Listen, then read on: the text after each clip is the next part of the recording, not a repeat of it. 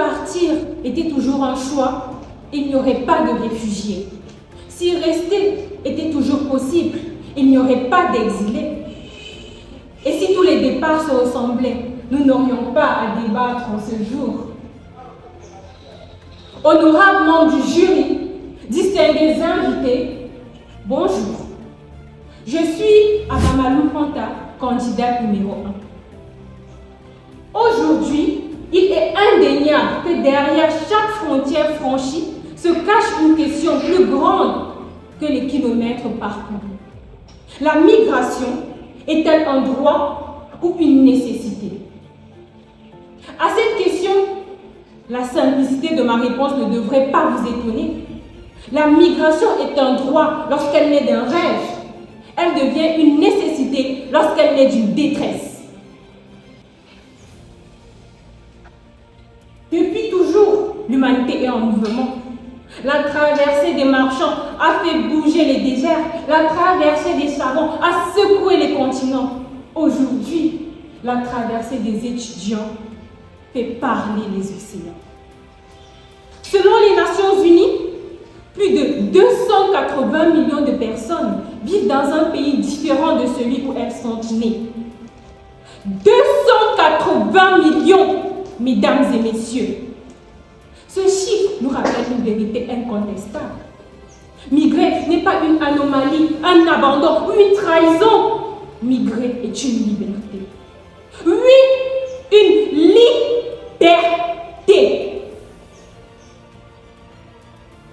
Mesdames et messieurs, je le réitère, migrer est une liberté.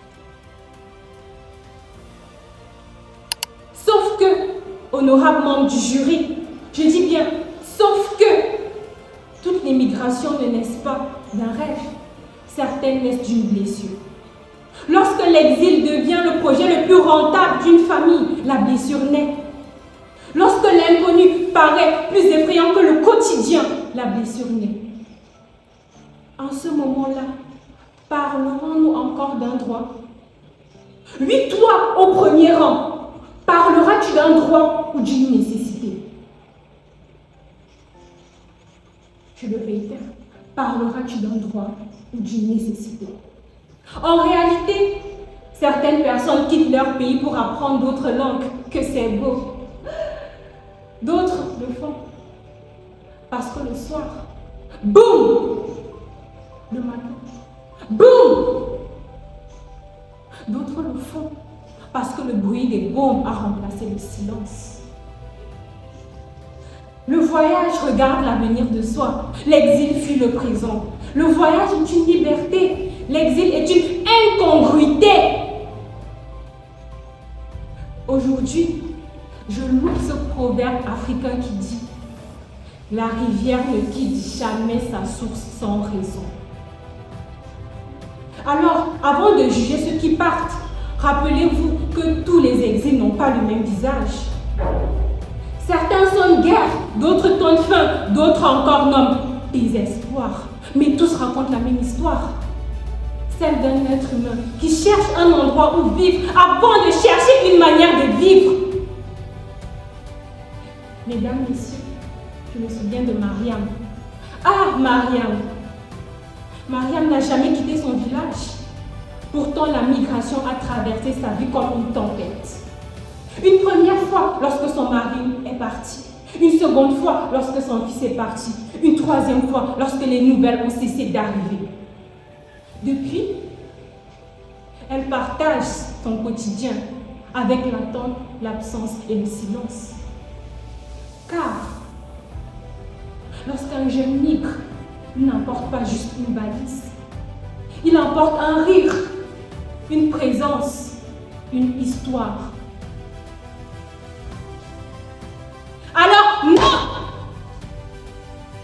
La véritable question n'est pas de savoir si l'homme a le droit de migrer. La véritable question est de savoir pourquoi tant d'êtres humains sont contraints d'exercer ce droit pour survivre. Car un droit est une porte que l'on choisit, mais une nécessité est une fenêtre par laquelle on s'échappe. Et toute la différence est là. Mesdames et messieurs, On ne pleure pas parce qu'un oiseau a appris à voler. On pleure parce que son nid ne lui permet plus d'y vivre. Et entre le voyage et l'exil, entre le rêve et la survie, se trouve toute la réponse à la question qui nous réunit aujourd'hui. La migration est un droit.